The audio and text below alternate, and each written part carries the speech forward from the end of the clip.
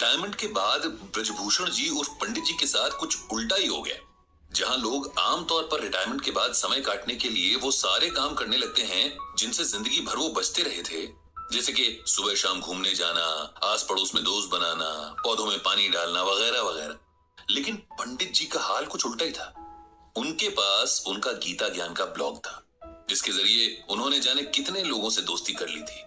उनकी computer screen की छोटी सी खिड़की थी जिससे वे सारी दुनिया को देख सकते थे, अपनी बातें कह सकते थे, दूसरों की सुन सकते थे। इस एज में अपना सीखा दूसरों को बांटने की और दूसरों से सीखने की उनकी भूख ही पंडित जी को कभी पता नहीं चलने देती थी कि अब धीरे धीरे बुढ़ापा उनकी हड्डियों पर हावी हो रहा है। जिंदगी धीरे धीरे रेत की तरह मुट्ठी से फिसल रही थी।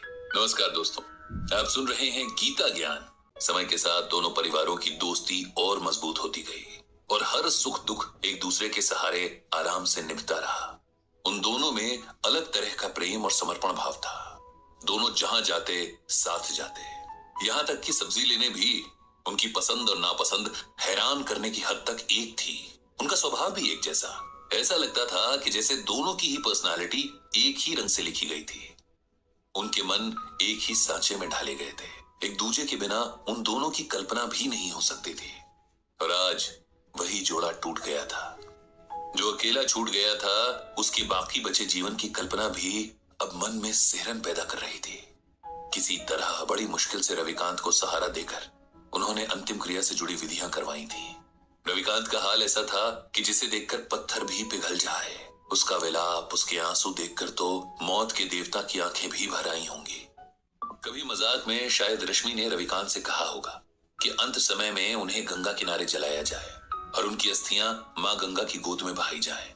सो उनकी इसी इच्छा का सम्मान करते हुए रविकांत ने पंडित जी से रश्मि को हरिद्वार ले जाने की बात कही और इंतजाम करने का अनुरोध किया। हरिद्वार के पूरे रास्ते जैसे रविकांत बेसुध थे। उन्हें देखकर ऐसा लग रहा था कि मानो ये दुख में डूब जाना चाहते हैं। न उनके उबरने की शक्ति बची थी और न ही इच्छा। रविकांत को कुछ होश नहीं था कि कब लोगों ने जबरदस्ती उनसे अंतिम क्रिया की रस्में करवाई और कब उन्होंने किसी और के सहारे से खड़े होकर रश्मि को अंतिम विदा देकर अग्नि के हवाले कर दिया। उनकी नजरों के सामने बस राख थी, ठंडी और बेजान। इधर अंतिम संस्कार के साथ आए लोगों के लिए पंडित जी ने नाश्ते का इंतजाम करवा दिया था। सब उधर बिजी थे और रविकांत अकेले एक बेंच पर बैठे जाने दुख के कितने गहरे समंदर में डूबे जा रहे थे। दूर खड़े पंडित जी ये सब देख रहे थे। उन्होंने तय किया कि उन्हें रविकांत को इस सदमे से बाहर लाना ही होगा। उन्हें सच को स्वीकार करने का हौसला देना ही होगा, क्योंकि अगर ये अभी न हुआ तो कभी नहीं हो सकेगा। रविकांत के पास जाकर उन्होंने धीरे से उसके कंधे पर हाथ रखा और ऊंची आवाज में भगवत गीता का ये श्लोक पढ़ा। नैनम छिन्दन्ति शस्त्राणि नैनम दहति पावकः न चैनम क्लेदयन्त्यापो न शोषयति मारुतः। जानते हो रविकांत, इस श्लोक का अर्थ क्या है? श्लोक का अर्थ है, आत्मा को न औजार काट सकते हैं, न आग उसे जला सकती है, न पानी उसे भिगो सकता है, न हवा उसे सुखा सकती है। आत्मा अजर और अमर है। ये श्लोक श्रीमद् भागवत के दूसरे अध्याय में है, उसी गीता में जो स्वयं भगवान श्री कृष्ण के श्रीमुख से अमृत बनकर बरसी और जिसकी ज्ञान गंगा में भीगने वाला हर मन मोक्ष पा लेता है। रविकांत का ध्यान आज सुनी हुई सारी बातों में बस इसी बात ने थोड़ा सा उसकी ओर खींचा। उन्होंने पंडित जी से पूछा कि उनके सुनाए श्लोक का यहाँ क्या मतलब है, क्या संबंध है? क्योंकि तुम शरीर और आत्मा का फर्क भूल रहे हो मेरे दोस्त।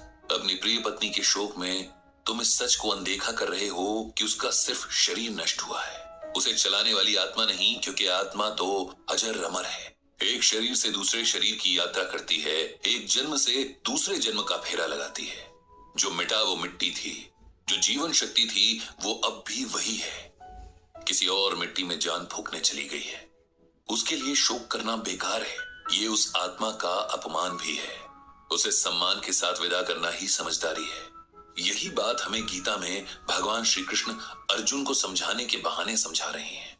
हमारे मोह माया के बंधन हमें सच्चे लगते हैं, लेकिन सच सिर्फ एक है और ये वही सच है जिसे भगवान श्री कृष्ण ने अर्जुन को बताया है कि आत्मा अजर और अमर है। इसीलिए शरीर के प्रति प्रेम रखना व्यर्थ है। तुम्हारी रश्मि की देह का साथ तुम्हारे साथ बस यहीं तक का था। इस सच को स्वीकार कर लो और उसकी मृत्यु को उसी भाव से स्वीकार करो जिस भाव से उसके साथ को स्वीकार किया था।